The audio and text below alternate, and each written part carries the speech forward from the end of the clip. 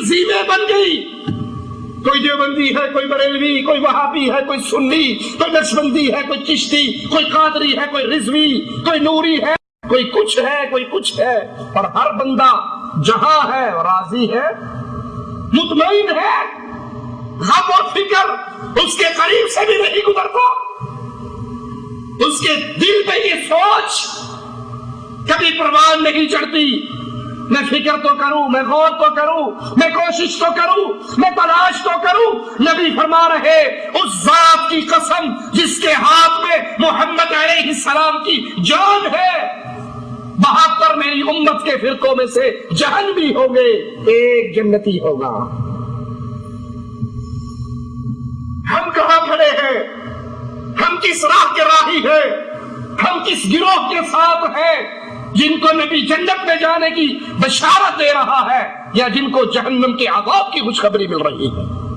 صحابہ کرام پوچھتے ہیں، اے اللہ کے رسول صلی اللہ علیہ وسلم، جو جنت میں جائیں گے وہ کون ہے؟ فرمایا وہ جماعت ہے، وہ فرقہ نہیں، جنت میں جانے والا فرقہ نہیں ہے، وہ جماعت ہے۔ اور جماعت کو ہم نے سمجھا، جماعت کس کو کہا جاتا ہے؟ جو مصطفیٰ علیہ السلام کی سنتوں پہ چلے، وہ صحابہ کرام، صحابہ کے شاگرد، ان شاگردوں کے شاگرد، آئمہ محدثین اور عام لوگ جو اس منہج، اس عقیدے، اس قانون پہ زندگی گزار رہے ہیں، وہ جماعت ہے۔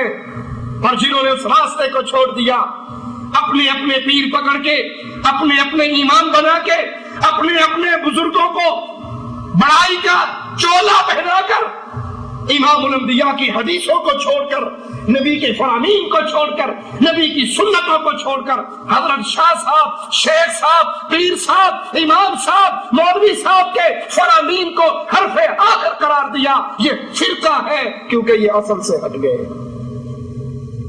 اصل کیا ہے؟ مثال سے سمجھ لیجئے، ایک نہر اصل ہے، پھر اس میں سے چھوٹے چھوٹے نالے نکلتے ہیں، راجباہیں نکلتے ہیں، اصل یہ نہر ہے، جو اس میں سے نکالا گیا وہ فرقہ ہے۔ کچھ بیٹے اپنے باپ کے ساتھ رہے، ایک شادی کرے، بیوی لے کے الگ ہو جائے، یہ فرقہ ہے۔ دوسرا الگ ہو گیا، یہ فرقہ ہے۔ تیسرا الگ ہو گیا، یہ فرقہ ہے۔ چوتھا الگ ہو گیا، یہ اصل سے ہٹ گیا۔ ایک اپنے باپ کے ساتھ رہا، ہر مسئلے میں اپنے باپ کے ساتھ رہا، یہ فرقہ نہیں ہے، یہ اصل کے ساتھ جڑا ہوا ہے۔ جس نے محمد کریم کے فرامین کو، آپ کی سنتوں کو، آپ کے ارشادات کو، آپ کے عقائد کو، آپ کے اعمال کو، آپ کے اقوال کو حرف آخر جانا، یہ اصل ہے۔ اور جو اپنے شیخ کو پکڑ کے، پیر کو پکڑ کے، امام کو پکڑ کے، حضرت کو پکڑ کے، بزرگوں کو پکڑ کے الگ جماعتیں بنا لی، الگ گروہ بنا لیے، الگ تنظیمیں بنا لی، الگ پارٹیاں بنا لی، یہ اصل نہیں ہے، یہ سارے فرقے کے راستے پہ چلے ہیں، یہ اصل سے الگ ہو چکے ہیں۔ جنہوں نے کہا قرآن حدیث سمجھنے کے لیے کچھ لوگ تھے، انہوں نے سمجھ لیا، اور اس کے بعد ہر بندے کی عقل میں نہیں آ سکتا۔ اب ہمارے لیے ضروری ہے جو حضرت نے سمجھا ہے وہ مانے، جو امام نے سمجھا ہے وہ مانے، جو پیر نے سمجھا ہے وہ مانے۔ قرآن و حدیث کے نچوڑ نکال کے انہوں نے ہمارے لیے ملفوظات لکھی ہے، ہمارے لیے یہ ملفوظات کافی ہے۔ وہ محمد کریم کی اصل سے ہٹ کر، اپنے پیر کو الگ لے کر، الگ گروہ بنا کر، الگ جماعت بنا کر فرقے کی شکل اختیار کر چکا ہے۔ اور امام الانبیاء علیہ السلام جنت میں جانے والوں کے لیے فرما رہے یہ جماعت ہے۔ ترمذی میں ہے، رسول کریم صلی اللہ علیہ وسلم سے لوگوں نے پوچھا، اے آقا علیہ السلام، جنت میں جانے والے کون ہیں؟ تو آپ نے فرمایا، ما انا علیہ واصحابی۔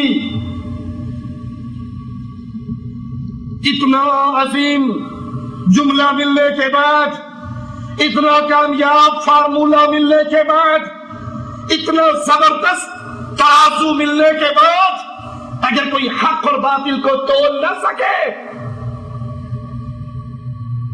وہ بھی ٹھیک ہے جی، ایسی بھی ٹھیک ہے، جگہ جتنے لگا ٹھیک لگا، اس نے اپنی قبر میں جانا، میں نے اپنی قبر میں جانا، ہم کوئی ٹھیکیدار ہیں؟ کوئی صاحب پتہ ہی نہیں لگتا حق کیا ہے، جھوٹ کیا ہے، سچ کیا ہے، باطل کیا ہے۔ وہ بھی قرآن پڑھ دے، وہ بھی قرآن پڑھ دے۔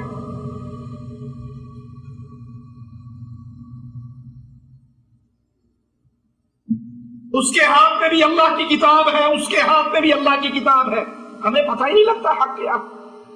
جو اس طرح کی غفلت کے جملے اپنی زبان سے ادا کرتے ہیں، پھر یاد کر لو یہ بربادی کی راہ کے راہی ہے۔ نبی نے تو بڑا پیارا فارمولہ دے دیا، کلیہ دے دیا، اہل جنت کی جماعت کی تلاش میں مدد کے لیے بڑا عظیم پیمانہ دے دیا، ما انا علیہ واصحابی، جس دین پر میں اور میرے صحابہ، جو اس دین پر رہا وہ جنت میں جائے گا، اور جس نے اس دین کو چھوڑ دیا وہ جہنم میں جائے گا۔ اس ترازو کو لے کر، اس چھلنی کو لے کر معاشرے میں موجود تمام گروہوں کو اس چھلنی میں چھان کے دیکھ لیں، کون فٹ آتا ہے، کون اس میں سے گر جاتا ہے۔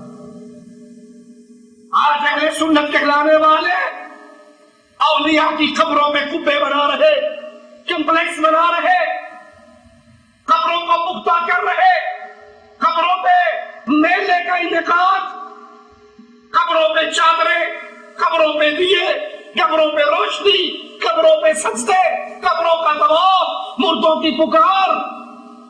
ایک یہ اہل سنت ہے، دوسرے اٹھتے ہیں وہ اپنے اماموں کی باتوں کو فائنل اتھارٹی سمجھتے ہوئے کہتے ہیں حدیث تو ٹھیک ہے لیکن ہمارے امام کے قول کے خلاف ہے۔ آئیے لوٹ آئیے امام الانبیاء کی زندگی میں، آپ نے فرمایا تھا ما انا علیہ واصحابی، اہل سنت جنت میں جانے والے، حق پانے والی جماعت، میں اور میرے صحابہ کے راستے پر۔ کیا نبی نے سیدہ خدیجہ کا دربار بنایا؟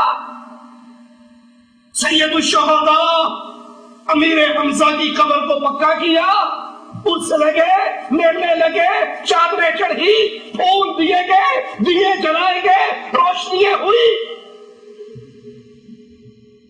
سیدنا ابراہیم فوت ہوئے، نبی کو بڑا پیار اپنے بیٹے سے، جدائی میں رونے لگے، صحابی نے کہا آپ کی آنکھوں سے تو آنسو گر رہے، فرمایا یہ رحمت ہے جو بیٹے کی جدائی پہ بہ رہی ہے۔ زبان سے وہی کہوں گا جس سے اللہ راضی ہوگا، ابراہیم تیری جدائی نے محمد کو غمگین کر دیا ہے صلی اللہ علیہ وسلم۔ کیا نبی نے اپنے لاڈلے بیٹے کی برسی منائی؟ تیجا، ساتواں، نامہ، 10واں کل کیا، قبر پکی کی، کسی صحابی کو مجاور بنایا، سبز جھنڈا لگایا، سنگ مرمر پہ تاریخ وفات، عمر، نام، پیدائش لکھی گئی، قبر میں کھڑے ہو کے صحابہ نے اذانیں دی، قبر